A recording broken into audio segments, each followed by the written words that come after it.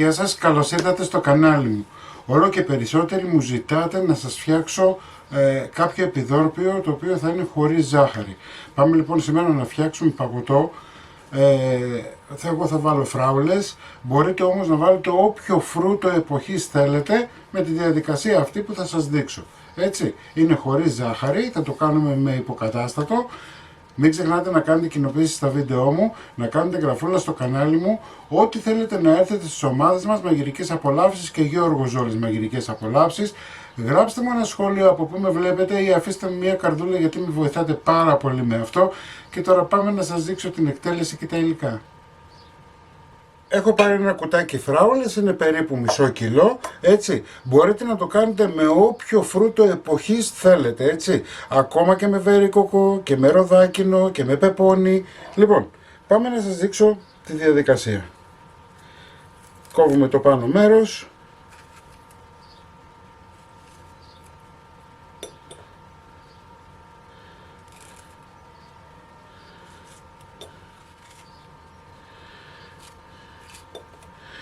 Θα κόψουμε σε πιο μικρά κομμάτια τις φράουλες, έτσι.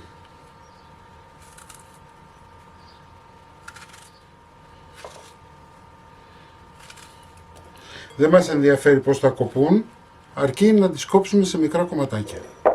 Προσπαθούμε οι φράουλες να είναι όσο μπορούμε πιο πολύ γινωμένες, έτσι δεν θέλουμε άγουρες γιατί ξυνίζουνε. Λοιπόν, έχω κόψει τις φράουλες μου, θα βάλω 2 βανίλιες. Και εδώ έχω υποκατάστατο ζάχαρης 15 γραμμάρια. Θα χρησιμοποιήσω κανονική κρέμα γάλακτος και όχι φυτική γιατί είναι γλυκιά, έχει ζάχαρη μέσα, εμείς δεν θέλουμε ζάχαρη. Έτσι, αυτό είναι υποκατάστατο, μπορείτε να βάλετε ό,τι υποκατάστατο θέλετε. Μπορείτε να βάλετε μέλια, εάν δεν έχετε πρόβλημα. Μπορείτε να βάλετε ζάχαρη κανονική, όσοι δεν θέλετε να το κάνετε με υποκατάστατο, γύρω στα 150 με 200 γραμμάρια. Εντάξει. Και αυτό μπορείτε να το κάνετε με όποιο φρούτο εποχής θέλετε. Λοιπόν, βάζουμε στο ψυγείο και αφήνουμε για μισή ωρίτσα να βγάλει τα υγρά της η φράουλα και να συνεχίσουμε τη διαδικασία. Λοιπόν, αφήσαμε μισή ώρα τις φράουλες μας, πάμε να ξεκινήσουμε. Εδώ έχω 600 γραμμάρια κρέμα γάλακτος ζωική, εντάξει, δεν είναι γλυκιά, είναι ζωική. Πάμε να χτυπήσουμε.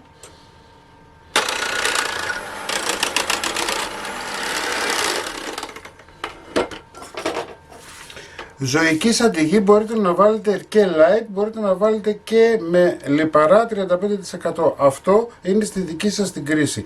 Αυτό που θέλω να σας πω είναι ότι η συνταγή που σας δίνω δεν είναι για διαβητικούς, δεν είναι για ανθρώπους που έχουν πρόβλημα υγείας. Σε αυτό το κομμάτι θα πρέπει να ρωτήσετε τον γιατρό σας. Εγώ σας δείχνω μία συνταγή η οποία έχει πιο λίγη ζάχαρη για να μπορείτε να φάτε κάποιοι που θέλετε να φάτε χωρίς φόβο.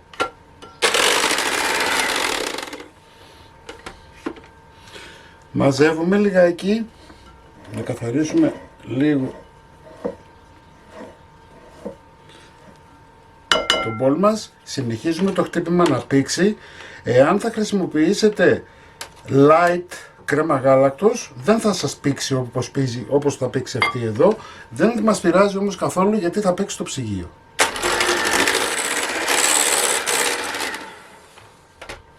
Εγώ να σας πω την αλήθεια, πήρα κρέμες γάλακτος αυτές που είναι 2 συν 1 δώρο των 200 γραμμαρίων, έτσι, γιατί κοιτάμε λίγο και το πορτοφόλι μας. Έχει πήξει αρκετά η κρέμα μας, οπότε δεν χρειαζόμαστε άλλο. Κρέμες γάλακτος πρέπει να είναι παγωμένες. Καλό είναι πριν τις χτυπήσετε να τις βάλετε στην κατάψυξη για 1 μισάωρο για να είστε σίγουροι ότι έχουν παγώσει καλά. Σε ένα πολυκόφτη θα βάλω τις φράουλες μου.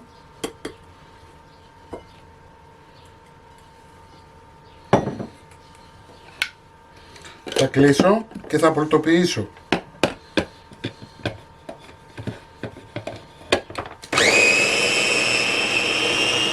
Πάμε σιγά σιγά. Με κυκλικές κινήσεις ενσωματώνουμε.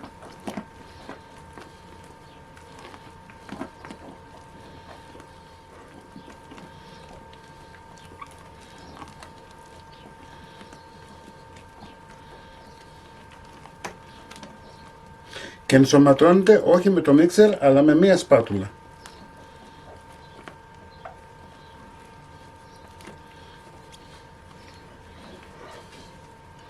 Θα ρίξουμε και το υπόλοιπο. Πιστέψτε με ότι για εσάς που προσέχετε είναι φανταστική αυτή η συνταγή.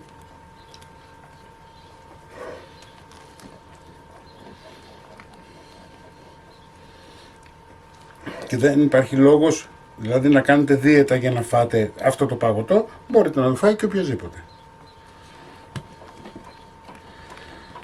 Ωραία.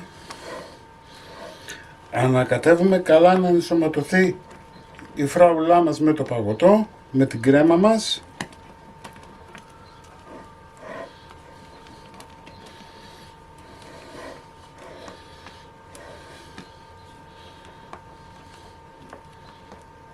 Ωραία. Βλέπετε βγαίνει αρκετά σφιχτή.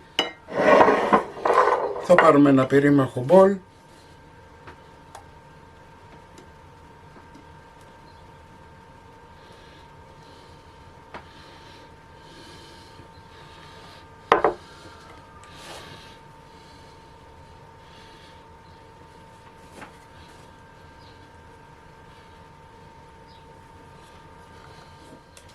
Πάμε κατάψυξη να κρυώσει πολύ καλά για να μπορέσουμε να σερβίρουμε. Αυτό είναι το παγωτό μας, έτσι, σερβιρισμένο και έτοιμο, θα το δείτε στην αρχή του βίντεο. Εσείς μην ξεχνάτε να κάνετε κοινοποίησεις στα βίντεό μου, να κάνετε γραφούλα στο κανάλι μου, ό,τι θέλετε να έρθετε στις ομάδες μας Μαγειρικές Απολαύσεις και Γιώργος Ζόλης Μαγειρικές Απολαύσεις και εμείς θα τα ξαναπούμε σύντομα με ένα επόμενο βίντεο. Να είστε καλά, γεια χαρά σας.